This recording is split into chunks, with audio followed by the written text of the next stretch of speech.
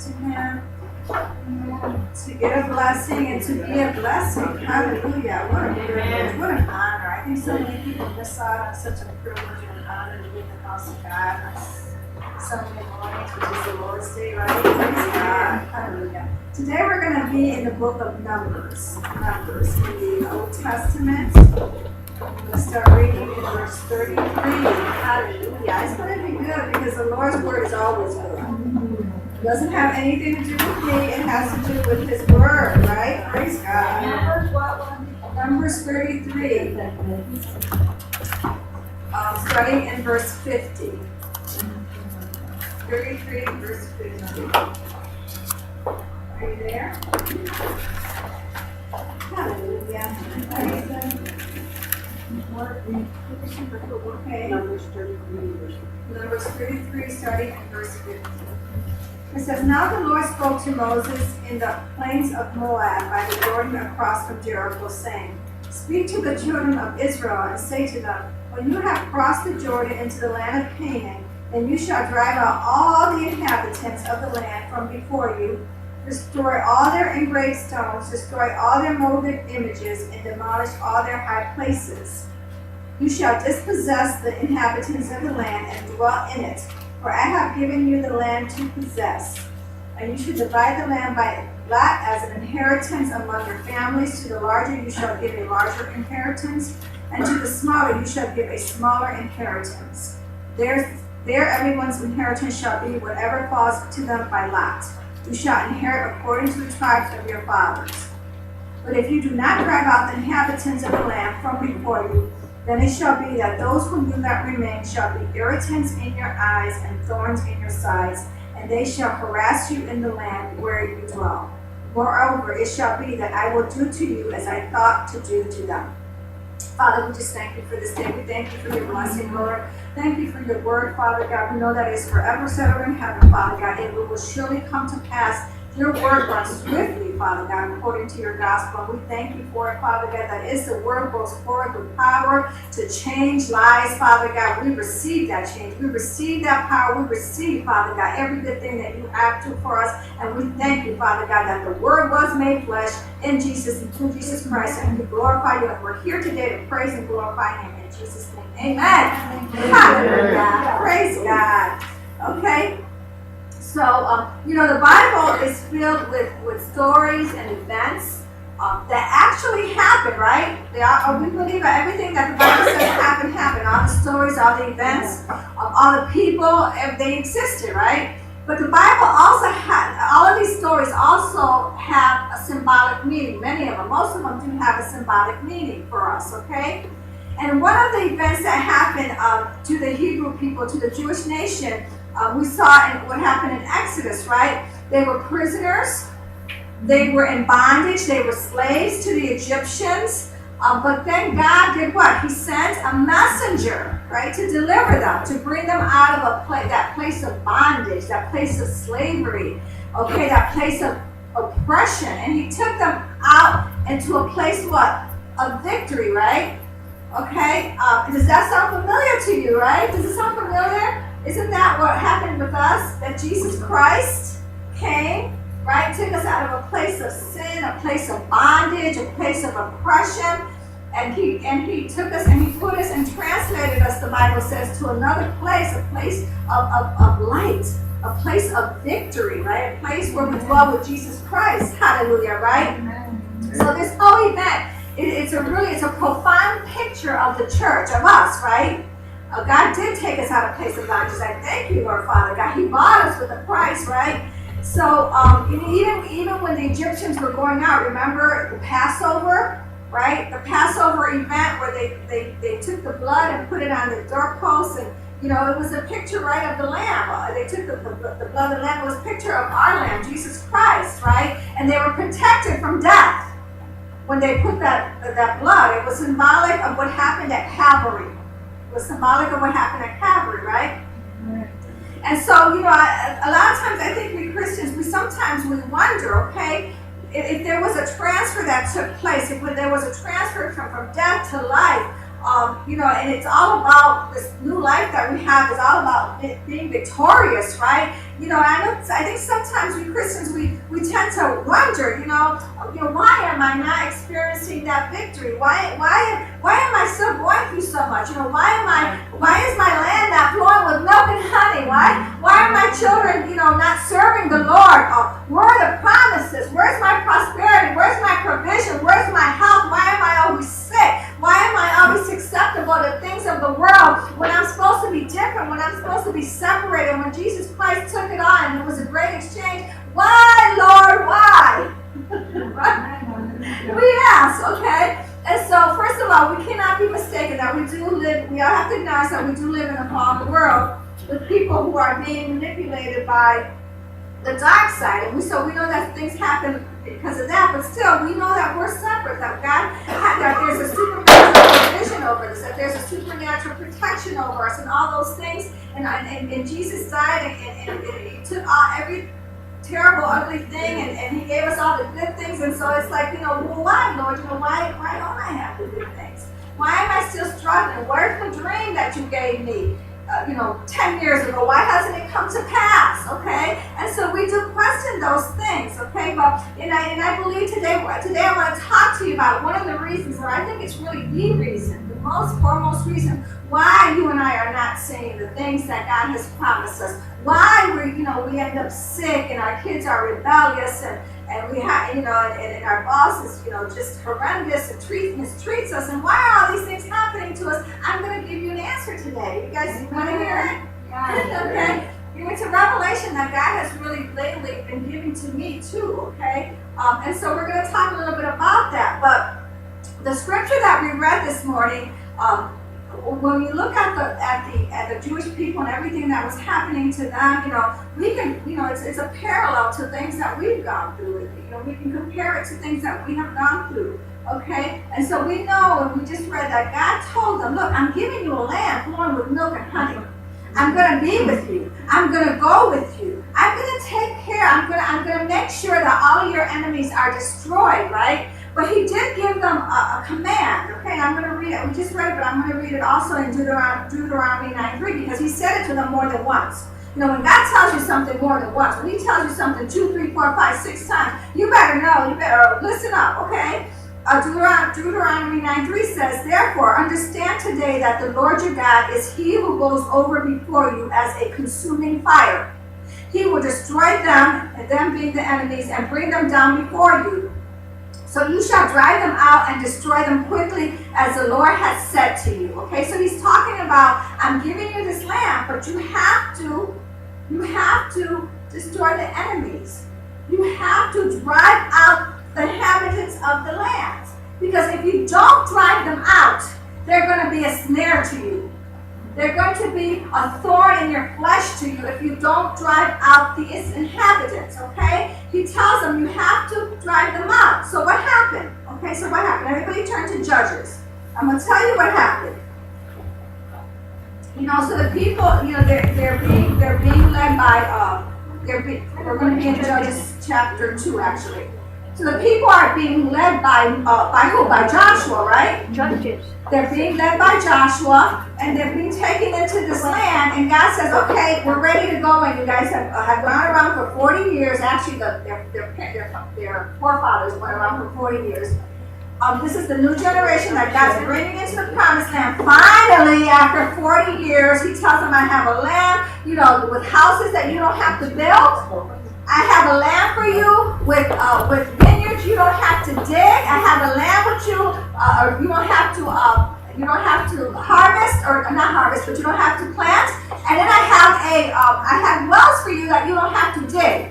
Okay, basically I have prosperity upon prosperity upon prosperity upon provision for you. I'm going to take care of you, and you don't even have to do all the work. Okay, so he's ready to take them into this wonderful land, right? And so what happens? And he tells them, okay, I'm going to take you in there. These lands are already inhabited, but you have to drive out these inhabitants, right? But look what happens in Judges. Let's start Judges 2. Let's read from, first is Judges 1. Hold on, I'm gonna give it to him 1 second, and I'm gonna give it to him 1 second, and the devil ain't gonna get involved. Okay, now let's start in Judges 1:19. It says, so the Lord was with Judah, and they drove out the mountaineers, but they could not drive out the inhabitants of the lowland because they had chariots of iron. Look at 21. But the children of Benjamin did not drive out the Jebusites who inhabited Jerusalem, so the Jebusites dwell with the children of Benjamin in Jerusalem to this day. Go down to 27. However, Manasseh did not drive out the inhabitants of Beth-shean and its villages, or Taanach and its villages, or the inhabitants of Dor and its villages, or the inhabitants of Ibleam and its villages, or the inhabitants of Megiddo and its villages, for the Canaanites were determined to dwell in the land. 29. Nor did Ephraim drive out the Canaanites who dwelt in Gezer, so the Canaanites dwelt in Gezer among them.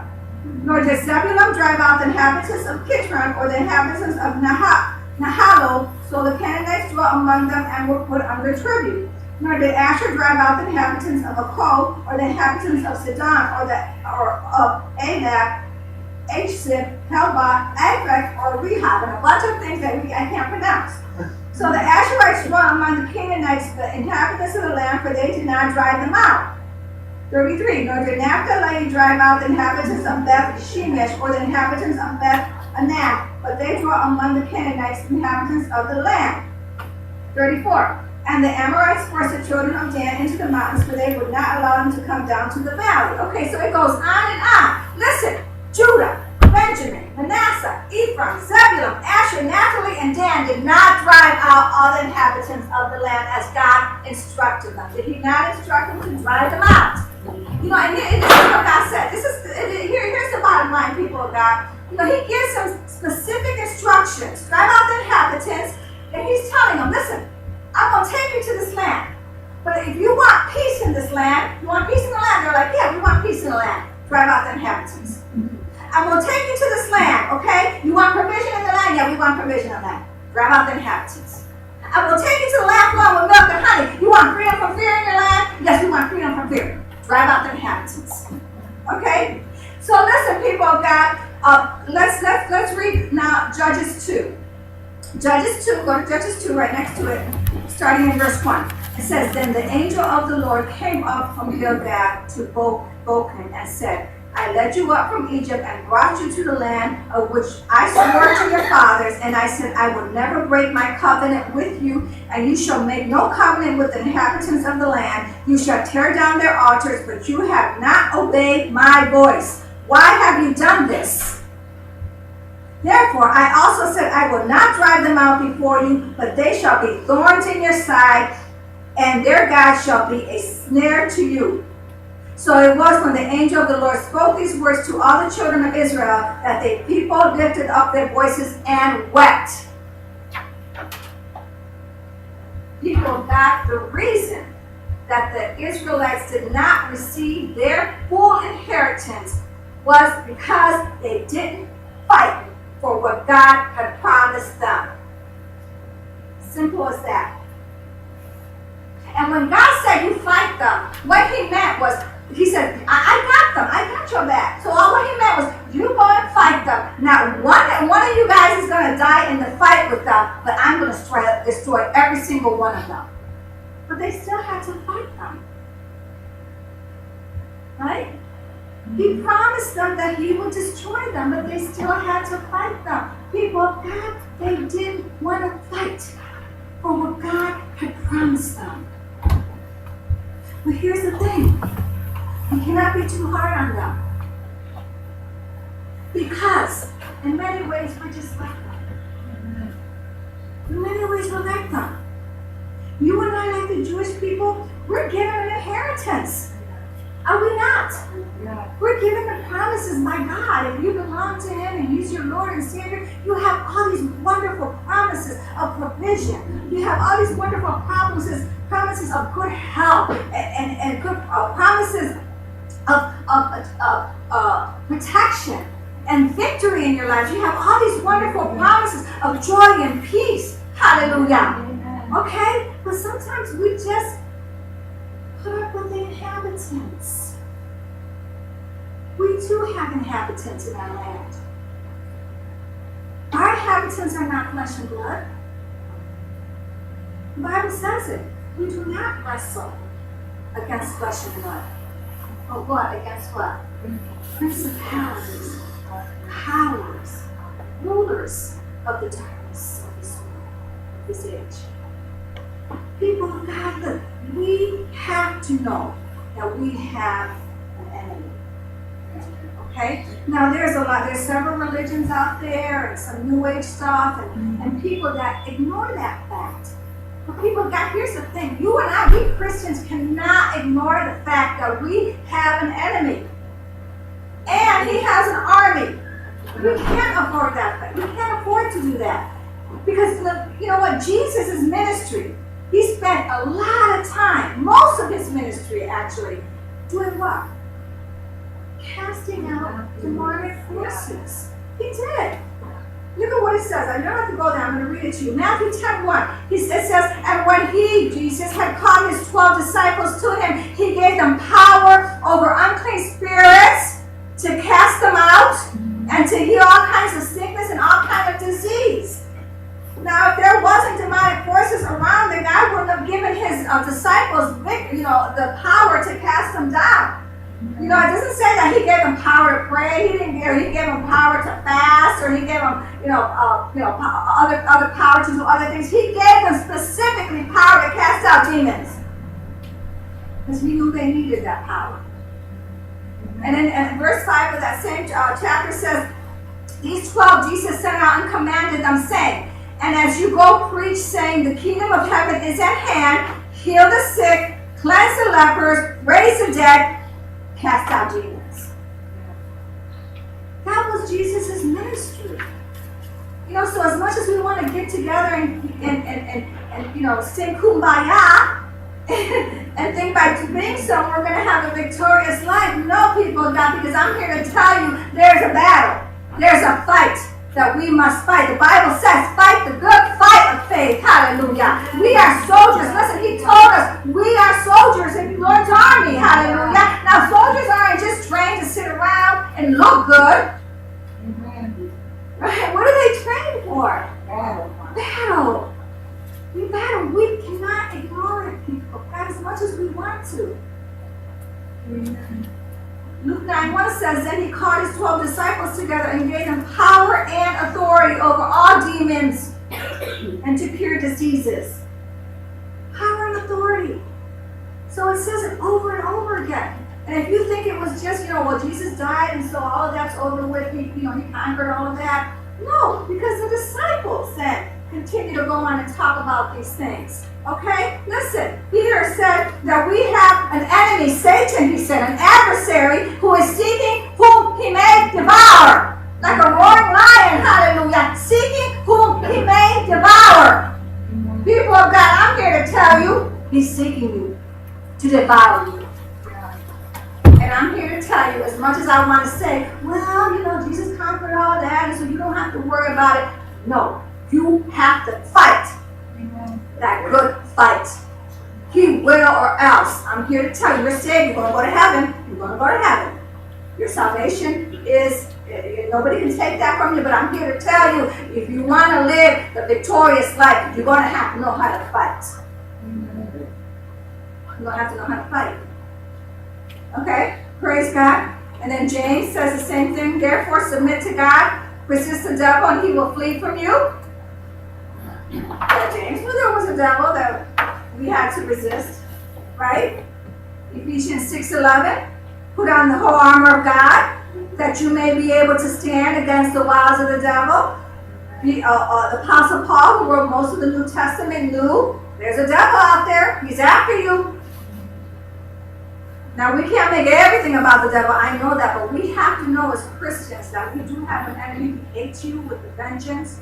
He wants to destroy you. He can't take your salvation, but he can sure make it miserable while you're getting to heaven. Right? Right? You guys agree? Good? Okay.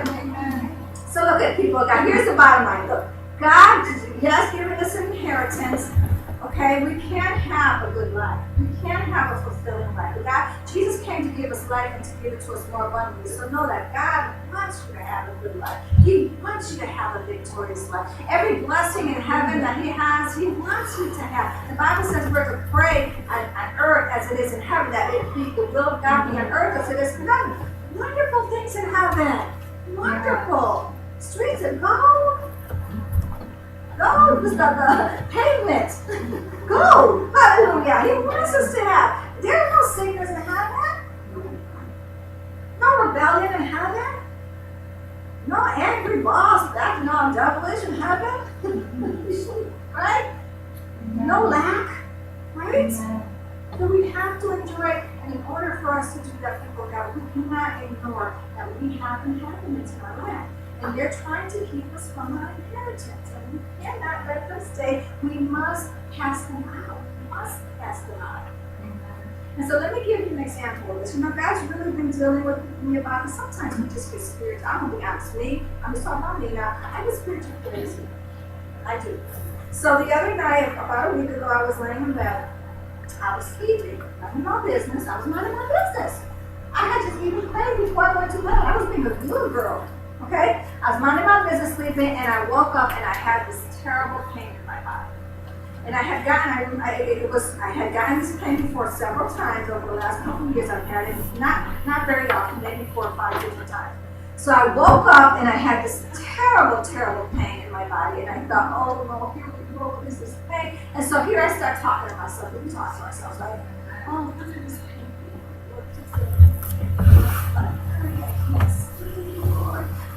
What is it? Oh, Lord, I hope it's not cancer. Don't we talk to ourselves like that? Don't we talk to ourselves like that, right? And as I'm talking to myself with all this unbelief, acting like I ain't even know nothing about God and what He did for me and Jesus Christ and all that, I a still small voice. It was so soft I barely heard it. It came up into my spirit and said, "Why are you doing that?" So I tried to ignore it because I was tired. Who wants to do spiritual warfare at 2 in the morning when you got to get up at 5:30 and I'm tired, right? So, but you know what? I couldn't ignore it anymore. This pain was really bad. It was really bad. So you know what? So I did spiritual warfare. I said, in the name of Jesus, okay, I cast you down. I mean, I was furious. I got mad. I was furious. I cast you down in the name of the stripes of Jesus. Yeah, chain coming against my body. I command you to work the way you were designed to work. You were designed fearfully and wonderfully, and I don't know what this pain is coming from. It's a false symptom. I call you. I name you. You are a false symptom. You know the devil will put false symptoms on you, and you can't ignore them because you know those false symptoms. Once they get in your body and you start feeling that pain and you start giving it attention, guess what? It will manifest. Yeah. It will become a thorn in your side. It will become a thorn in your side. So I'm spiritual battle. I got up, I went to the bathroom, came back, continued spiritual battle. It wasn't that long, honestly. It was maybe about 15 minutes. All of a sudden, I started feeling the pain subside. It wasn't like that, but it started subsiding. I pressed in, subsiding, and all of a sudden, the pain was gone. It was totally gone. Praise God. I think I fell asleep just like that. Okay? You know, so that's just an example. Had I not done that, I mean, you know, people of God, you have power. You have authority. Jesus came to the disciples and praise God, He has given it to you and to me. Hallelujah. We have to believe that we have it. We have to believe that we have the power to cast out the inhabitants. Hallelujah. And let God destroy them. Praise God. See, I said that I cast it out, God destroyed it. Hallelujah. Praise God. Hallelujah. Praise you, Jesus. We cannot let, you know, and the inhabitants, they come in the form, they're not just people, they come in the form of sickness. They come in the form of poverty. They come in the form of depression. They come in the form of oppression, every oppressive thing. They come in the form of thoughts. Those are the inhabitants they come in the form of rebellious children. Okay? They come in the form of gossiping people up in your job trying to talk about you and make life miserable for you because they're just jealous. They come in the form of jealous people. They come in those forms, people of God. But here's the thing. We have to know that we have to get up and do the fight. Hallelujah. We have to get up, take authority over those things, hallelujah, and gain the victory, get that land. How would you like to move into a house, and it's a big house, but you know what, the people that used to live there said, no, I'm not going nowhere. I know you bought this house belongs to you, but I'm staying. Even if it's a big house, how do you like somebody else living up in your house? No, you gotta cast them out. Praise God. Hallelujah. No, they'll become thorns. They'll become thorns. They'll be having all kind of parties in the West Wing. Please be coming. I mean, it's a silly analogy, but that's what was happening here. Praise God. They become thorns on your side. You cannot allow sickness to become a thorn on your side. You take authority over them quickly, hallelujah. Amen. Before it becomes a thorn on your side. That's what God told him to do. Quickly, he said, drag them out quickly. Don't let them stay. Amen. And you need to do this in every area of our life. We are anointed by the Holy Spirit. We have the power of the Holy Spirit. We have the Word of God that is powerful. Hallelujah. We have Jesus Christ living in us. Praise God. We have promises that we can hold on to and grab onto and bring them down from heaven and cause them to come to pass. Hallelujah. You were not left defenseless, helpless. Hallelujah. No, you were not. It's time. It's time to take authority over those things. It's time to cast out those habits that don't belong in your life. Amen. God gave his disciples power and authority, and he gave it to you, and he gave it to me. And so next week I'm going to continue on with this because I think it's something we all need. I think, in order for us to be the church that God called us to be, in order for us to be the spiritual giants that he wants us to be, in order for us to have the victory that he called us to have in our lives, we need to stand up, hallelujah, take authority over the demonic forces that are coming against us and our family members, and take back the land. And that was the title of my next message, Taking the Land. Hallelujah. We're going to continue on with this message because I think it's power in it. I think it's power to change your life. It's power to change your life. There's no reason why we walk around, just not living in the victory that God wants you to live in. No. People of God, we are to be victorious. We should be laying hands on people and seeing them delivered. We should be able to help people. We should be able to be so victorious in our finances that if somebody has a financial need, we just got to, don't even think about it. Just hand them the money. Hallelujah. That's how victorious we are in the world we're meant to be. Our children should be walking in the light of Christ, victorious themselves, hallelujah, because we've taken dominion over those worldly spirits that we're trying to get on. And there's worldly spirits on there trying to get control of people down there, telling you that how your grandchildren praise God. Hallelujah, we need to take authority over those things. Okay? When you're with it, we're going to move in this together. The Lord has been speaking with me and chastising me about some of these things, and now I'm just going to chastise you guys, because if I'm going to get it, y'all going to get it too. Hallelujah. Praise God, okay? Father God, we just thank you. Hallelujah. We